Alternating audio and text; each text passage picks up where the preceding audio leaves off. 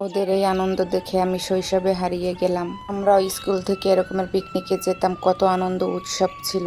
তো hello Brian, আসসালামু আলাইকুম, কেমন আছেন সবাই? আলহামদুলিল্লাহ আমি ভালো আছি। আজকে আমি যাচ্ছি আমার বড় মেয়ের কোচিনের পিকনিকে যাচ্ছি। বরিশাল থেকে বেশি দূরে না, কাছাকাছি। বরিশাল থেকে আধা ঘন্টার পথ হবে মনে হয়। এই তো স্কুলের সামনে থেকে বাসে উঠে পড়লাম। আসলে বাবা মা স্কুল টিচার, এদের দায়িত্বের কোনো শেষ থাকে না। বাসে উঠানোর পরে ম্যাম সবাইকে গুনে নিল নাম ধরে ডেকে।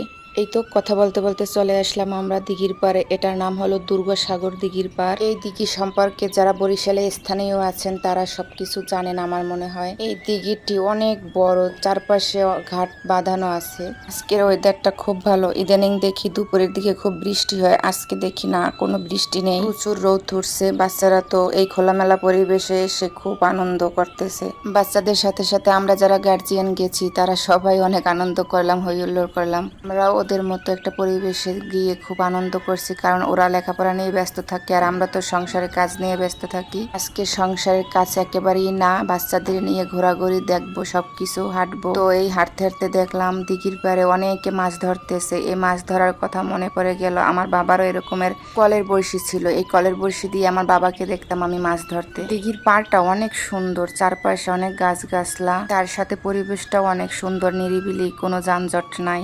একটু হাঁটার পরে দেখলাম এই উপরে ছাতা দেওয়া বসার খুব সুন্দর একটা জায়গা। আবার তার পাশে এই যে ছোট ছোট খরগোশের বাচ্চা, বড় খরগোশ দেখলাম। এখানে আরো অনেক রকমের পশু পাখি আছে, কিন্তু আমার ছোট মেয়ের কারণ আমি যেতে পারিনি, কারণ সে অনেক ভয় পায়। ঢোকার পথে কি যেন একটু দেখছে, এই কারণে বলছে মা ওখানে যাওয়া যাবে না, সাপ টাপ থাকতে পারে। এখানে ঘুরতে গিয়ে অনেক কিছু দেখলাম, খুব উপভোগ করলাম। স্যার ম্যাডাম এত কেয়ারিং বাচ্চাদের প্রতি। এই দিঘিটার দিকে তাকালে একেবারে মন শান্তি হয়ে যায়। একটু সামনে হাঁটতেছিলাম, ভিতরটা জাস্ট একটা পার্কের মতোই হবে। এই যে বাচ্চারা খেলাধুলো করতেছে, এই জায়গাটা অনেকটা শিশু পার্কের মতোই। এই যে দোলনা আছে, গাড়ি আছে, ঘোড়া আছে, বাচ্চারা খুব আনন্দ করতেছে। আজকের এই পিকনিকে সব থেকে আনন্দ আমার ছোট মেয়ের। সে তো তার আপিয়াকে দাঁড় করিয়ে সে তার বান্ধবীদের সাথে ঘোড়ায় উঠে গেল। এখন চলে আসলাম গুটিয়া মসজিদে। বাপ রে বাপ, এত সুন্দর জায়গা, অনেক বড় স্পেস নিয়ে এই মসজিদ, অসাধারণ। এই জায়গায় অনেক রকমের ফুল গাছ আর কত সুন্দর করে সাজানো গুছানো। তবে একটু বৃষ্টির মধ্যেই পড়ে গেলাম, বিকেল টাইমে খুব বৃষ্টি বাতাস। পোলাপান তো আর বৃষ্টি মানে না, তারা তো নেমে গেল ছাতা নিয়ে। দেখেন সবাইয়ের হাতে ছাতা আছে, কিন্তু মসজিদে ঢোকার গেটের পাশেই দেখেন একটি দিঘিও আছে। হাঁটতে হাঁটতে একটু যাইতেছি মসজিদের কাছাকাছি।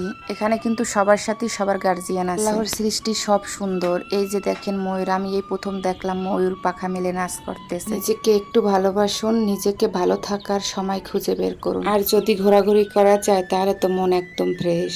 এ পর্যন্তই, সবাই ভালো থাকবেন, আল্লাহ হাফেজ।